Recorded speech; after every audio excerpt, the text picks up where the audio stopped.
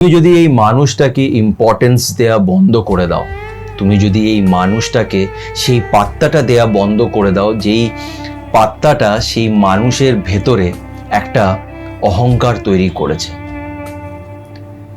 যদি তুমি ওকে সেই ভ্যালুটা দেয়া বন্ধ করে দাও, তাহলে এই মানুষটা আজ নয়তো কাল একদিন ঠিক রিয়েলাইজ করবে যে সে কাকে হারিয়েছে। সে তোমার ভ্যালুটা একদিন বুঝতে পারবে, সে হয়তো একদিন তোমার কাছে ফিরে আসার চেষ্টা করবে, কিন্তু সেদিন তুমি ওকে আর অ্যাকসেপ্ট হয়তো করতে পারবে না। কিন্তু কি বলতো, এই ভালোবাসা জিনিসটা এমন না যে আমাদের চোখে একটা পট্টি বেঁধে দেয়। আমরা অনেক সময় সবকিছু বুঝেও বুঝতে চাই না, আমরা সেই মানুষটার পিছন পিছন পালাতে থাকি, তাকে ধরে রাখার চেষ্টা করি, তাকে জোর করে নিজের কাছে বেঁধে রাখার চেষ্টা করি। কেন? আমাদের মনের ভেতরে ভয়, এই মানুষটাকে হারিয়ে ফেলার ভয়, এই মানুষটা না থাকলে কি হবে আমার। এই ভয়গুলো আমাদের লাইফে এগোতে দেয় না। কিন্তু কিছু গল্প, কিছু মানুষ এমন আছে যারা সময় থাকতে বুঝতে পারে, রিয়েলাইজ করে, আর শেষমেশ নিজের সেলফ রেসপেক্টটাকে চুজ করে। আজকে এমনই একটা গল্প তোমাদের সাথে শেয়ার করব, যে গল্পটা শুনে আমি সত্যি অনেক খুশি হয়েছি। আর এই গল্পটা আমি তোমাদের সবার সাথে শেয়ার করতে চাই। কেন? তোমাদের মধ্যে অনেকজন এমন আছো যাদের গল্প এরকমই, কিন্তু তারা এই স্টেপটা নিতে পারে না, তারা নিজের সেলফ রেসপেক্টটাকে ধরে রাখতে পারে না। এই গল্পটা খুব ইম্পর্টেন্ট, এই গল্পটাকে এন্ড অবধি শুনো। নমস্কার, আমি সুমন্ত। আজ রাতে তোমাদের সাথে সুমন্ত থাকবে, বেশি কিছু করতে হবে না, জাস্ট হেডফোনটা নিজের কানে লাগিয়ে নাও আর এই গল্পটা শোনো। তো চলো আর সময় নষ্ট না করে আজকের এই গল্পটা শুরু করা যাক।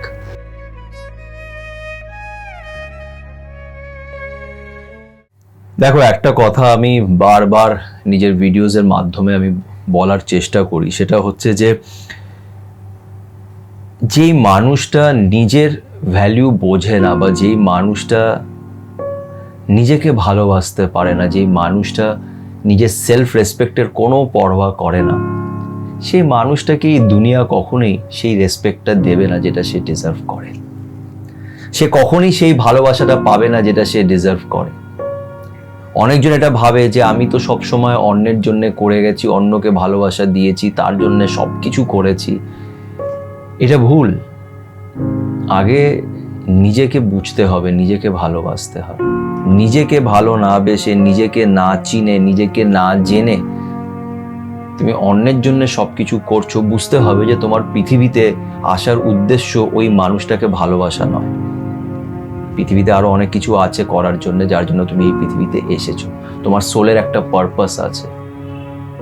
তুই এই সব কিছুকে সাইডে রেখে তুমি শুধু ভালোবাসার পিছনেই পালাচ্ছ, সে ভালোবাসা তুমি কখনোই পাবে না। এবার বিষয়টা হচ্ছে যে একটি মেয়ে আমাকে ফোন করেছিল, আর এই গল্পটা আমার সত্যি খুব ভালো লেগেছে। খুবই সিম্পল একটা গল্প, কিন্তু এই জন্যই ভালো লেগেছে বিকজ অনেকজনই তো আমাকে ফোন করে, কেউ না মুভ অন করতে পারে না, বা কেউ সেই সাহসটা দেখাতে পারে না যেটা এই মেয়েটা দেখিয়েছে।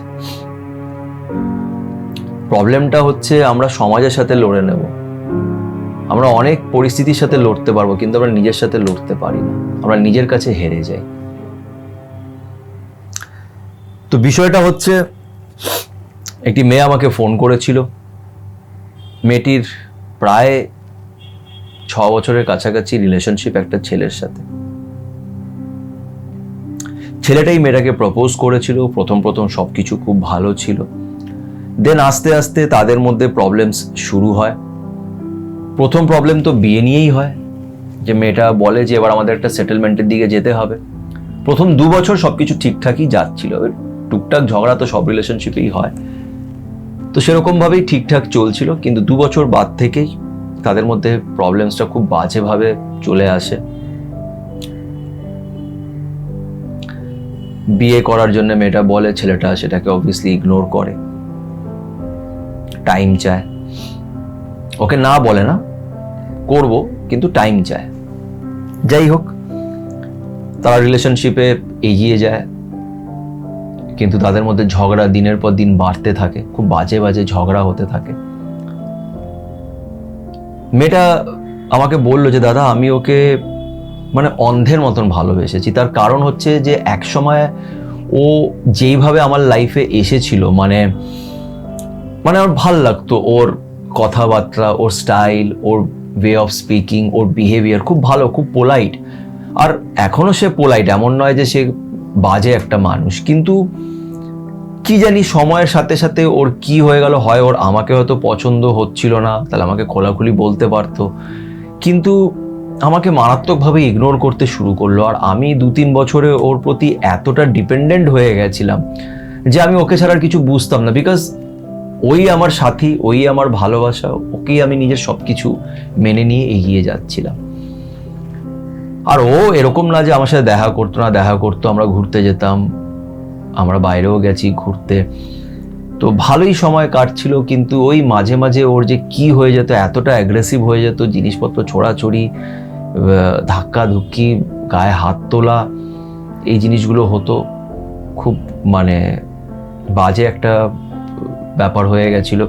ছেলেটা এখানে কলকাতায় একা থাকে, মানে কাজের জন্যই এখানে ও এসেছিল, তাই এখানেই ও থাকে একা, রেন্ট নিয়ে। বলো ওখানে আমি অনেক সময় যেতাম, ওখানেও এত চেঁচামেচি গালাগালি হতো, নিচের লোকেরা বিল্ডিংয়ে যারা থাকে তারাও কমপ্লেন করেছে, মানে খুব বাজে জিনিসগুলো এগোচ্ছিল। তারপরেও আমি ওর সাথে নিজের ভবিষ্যৎ দেখতাম, নিজের সাথে ভাবতাম যে ওর সাথে আমি এগোবো, সব কিছু ঠিক হয়ে যাবে। অনেকবার গায়ে হাতও তুলেছে। মেয়েটা বললো যে এমন না যে খালি ও তুলেছে, আমিও ওকে রিপিট হিট করেছি, কিন্তু আমি নিজের থেকে কখনো ওর গায়ে প্রথমে হাত তুলিনি। তো খুব নোংরা একটা ব্যাপার হয়ে গেছিল, কিন্তু তারপরেও আমি ওর সাথেই বিয়ে করতে চাইছিলাম, ওর সাথেই ভবিষ্যৎ দেখছিলাম। বলো 6টা বছর এইভাবেই কেটে গেল দাদা, অন্ধের মতন ওকে ভালোবেসে গেছি। কখনো এটা ভাবিনি যে ওকে আমি ছেড়ে দেবো। হ্যাঁ, অনেক সময় ভাবতাম যে এই রিলেশনশিপটা হয়তো ঠিক নয়, মানে মন থেকে আসতো যে বিয়ে করার পরেও তো এরকমই হবে, 2 দিন হয়তো ভালো থাকবে, 4 দিন খারাপ, তা কি করে চলবো। একটা বিষয় কি জানো তো, আমাদের মন না আমাদের সত্যিটা বলে দেয়, আমাদের মন আমাদের আনসারটা দেয়, কিন্তু আমরা সেটাকে শুনতে চাই না, সেটাকে চেপে রাখি, সেটাকে আমরা জানতে চাই না, বিকজ আমরা এতটাই ডিপেন্ডেন্ট সেই মানুষটার প্রতি যে আমাদের মনের কথা আমরা শুনি না। এই কারোর উপরে ডিপেন্ড হয়ে যাওয়াটা, কারোর অভ্যেস হয়ে যাওয়াটা, অ্যাটাচমেন্ট, এটাই হচ্ছে আমাদের লাইফের সবচেয়ে বড় বাধা। এটাই আমাদের লাইফে নিচে নিয়ে যায়, গ্রোথ হতে দেয় না, এগোতে দেয় না। তো বললো দাদা সবকিছুই এরকমই চলছিল, হাজার একটা প্রবলেমস এর মধ্যে রিলেশনশিপটা যাচ্ছিল, কান্না কাটি, কাজে মন লাগছিল না, সবকিছু এরকমই চলছিল। একদিন ওর সাথে আমার ওরই বাড়িতে আমি গেছিলাম, ওর জন্মদিন ছিল, আমি গেছি, ওর জন্য পায়েস টায়েস বানিয়ে নিয়ে গেছি। বলে দাদা সেই দিনটা আমি কোনোদিনও ভুলবো না। ওর সাথে আমার ঝগড়া লেগেছে, সেটা খুব স্বাভাবিক ব্যাপার, ঝগড়া লাগতো। মেয়েটা বললো যে দাদা আমার দোষ হতে পারে, আমি এরকম বলছি না যে আমার কোনো দোষ ছিল না, আমারও দোষ হতে পারে এটা, কিন্তু আমি এটা জানি যে আমি ওকে সত্যি অনেক ভালোবেসেছি এবং ওর সাথে আমি ওরকম ব্যবহার কখনই করিনি যেটা ও আমার সাথে করেছে। মেয়েটা আমাকে বললো দাদা তোমাকে আমি চাইলে স্ক্রিনশট পাঠাতে পারি আমাদের মেসেজেস গুলো, ওর ভাষাটা খালি দেখবে। তো আমি সেটা দেখতে চাইনি, বাট আমাকে বলছিল। তো মেয়েটার কথা শুনে বুঝতে পারছিলাম যে ও সত্যি বলছে। যাই হোক, ওয়ান সাইডেড তো জাজ করা যায় না, কেন আমি মেয়েটার গল্প জানি, আমি ছেলেটার গল্প জানি না। কিন্তু সেদিন যে ছেলেটা যেটা করেছে সেটা আমি বলতে চাই। সেটা হচ্ছে যে মেয়েটার সাথে ঝগড়া হচ্ছে, ঝগড়ায় হাতও তুলেছে। হাত তুলতে তুলতে বললো মেয়েটা যে দাদা ও আমার মা বাবাকে নিয়ে এত নোংরা কথা বলেছে, স্পেশালি আমার মাকে নিয়ে এত নোংরা কথা যে আমি তোমাকে বলতেও পারবো না। আর আমি এটা বিশ্বাস করতে পারছি না যে একটা শিক্ষিত ছেলে যে এত ভালো একটা কোম্পানিতে কাজ করে, সে এত নোংরা ভাবে আমাকে ইনসাল্ট করতে পারে, আমার মা বাবাকে বলতে পারে। দাদা আমি বললাম, আমি এগুলো শুনে না আমি ওখান থেকে না পালিয়ে এসেছি সেদিন।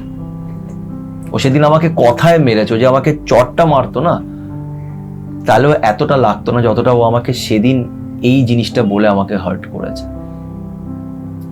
বলে আমি কাঁদতে কাঁদতে চলে এসেছি নিজের বাড়িতে, এসেই ওকে ব্লক করে দিয়েছি। এরকম এর আগে অনেকবার হয়েছে, আমি ওকে ব্লক করছি, কখনো ও ব্লক করছে, কখনো আমি ভুল করেছি, কখনো ও ভুল করেছে। এটা নয় যে আমি কোনো ভুল করিনি, আমিও নিশ্চয়ই ভুল করে থাকবো যার জন্য এতটা মাথা গরম হয়েছে। ওরা কিন্তু আমার মা বাবাকে এরকম বলা উচিত ছিল না, কারণ আমার মা বাবার আমি একটাই মেয়ে, আর আমার মা বাবা অনেক কষ্ট করে আমাকে বড় করেছে। ওই দাদা সেদিন সারা রাত আমি ঘুমাইনি, এই জায়গাটা তোমরা খুব ভালো করে শুনবে। মেয়েটা বললো সেদিন সারা রাত আমি ঘুমাইনি, আমি জাস্ট একটা জিনিসই ভাবছিলাম, আমার মা বাবা কি দোষ করেছে। আজকে একটা ছেলে যাকে আমি জাস্ট 6 বছর ধরে চিনি, সেই ছেলেটা আমাকে সেই কথাগুলো বলছে, যেটা প্রথম কথা তো আমি ডিজার্ভ করি না শোনা, এবং সে আমার মা বাবাকে এই জায়গায় নিয়ে আসছে। আজকে আমার জন্যে আমার মা বাবা কোথাও না কোথাও ইনসাল্ট হচ্ছে, আমার মা বাবা কোথাও না কোথাও ইনসাল্ট হচ্ছে। আর আমি এতটাই এই ছেলেটার পিছনে অন্ধ হয়ে গেছিলাম যে আমি নিজের মা বাবাকেও ভুলে গেছি। কতবার আমাকে মা বলতো চল বেরোই, আমার মা অনেকটা আমার বন্ধুর মতন, চল কোথাও যাই, ঘুরতে যাই, আমি তুই বাবা 3 জন যাই। আমি যেতাম না, আমাকে সময় নেই, কাজ আছে, প্লাস প্রেমে আমি পাগল। বললাম আজকে আমার মা বাবা যে আমাকে ছোটবেলার থেকে এত বড় করেছে, আজকে তাদের কথা আমি একবারও ভাবছি না। আজকে এই মানুষটা একটা থার্ড পার্সন এসে আমার মা বাবাকে ইনসাল্ট করছে। হ্যাঁ, সে আমার মা বাবাকে ডিরেক্টলি তার সামনে ইনসাল্ট করেনি, কিন্তু আমাকে বলে তো ইনসাল্টটা করেছে। সেদিন মেয়েটা বললো যে দাদা আমি সেদিন রাত্রে ডিসাইড করে নিয়েছিলাম যে আমি এই ছেলেটার সাথে আর ফিরে যাব না। এরকম তো অনেক ঝগড়া হয়েছে, আমি ফিরে যেতাম, এরপরে আমি আর যাব না। তার পরের দিনও আমাকে বারবার, আমি ওকে আনব্লক করেছি, আমি ইচ্ছে করে ওকে আনব্লক করে দিয়েছি। তার পরের দিনও আমাকে বারবার ফোন করছে, আমি ওর কোনো ফোন তুলিনি। তারপরে ও আমাকে ফোন করা বন্ধ করে দিয়েছে, আবার 10 দিন পরে আমাকে ফোন করেছে, আমি ফোন তুলিনি। তারপর আবার একদিন আমাকে মেসেজ করেছে, আমি ওকে খুব ভালো করে লিখেছি, দেখ আমি তোর সাথে আর কোনো সম্পর্ক রাখতে চাই না।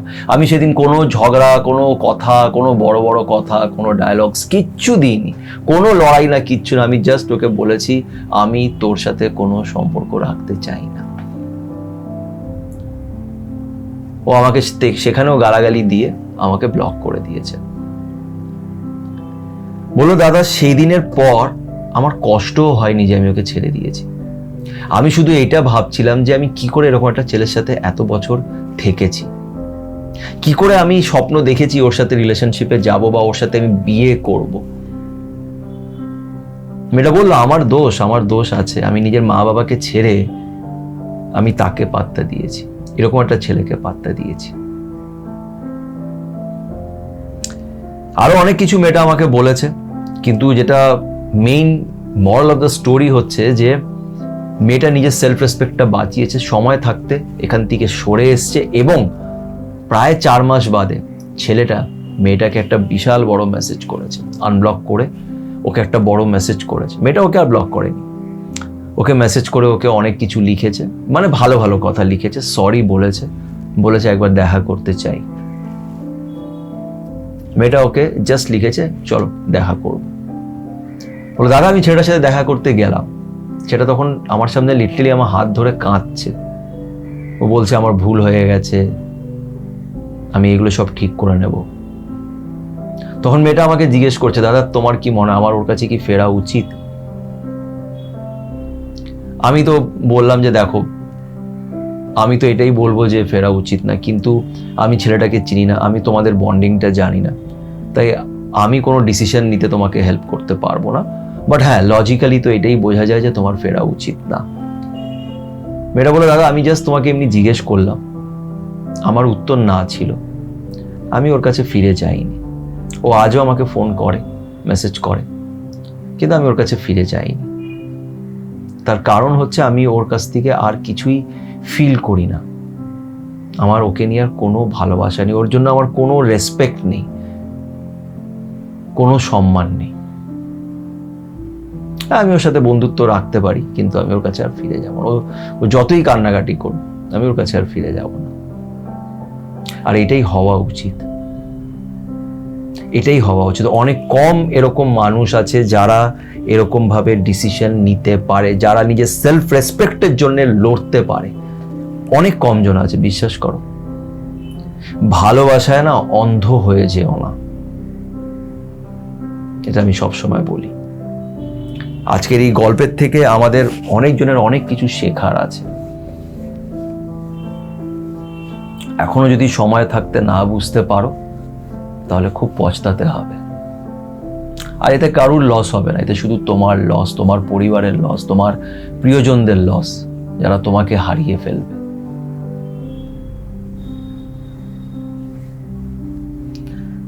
আশা করছি এই গল্পের মাধ্যমে তোমাদের অনেক কিছু বোঝাতে পেরেছি। যদি গল্পটি ভালো লেগে থাকে তো লাইক করো, কমেন্ট করে নিজের মতামত শেয়ার করো এবং আমার চ্যানেলের সাথে সন্তকে সাবস্ক্রাইব করে নিও। সবাই ভালো থেকো।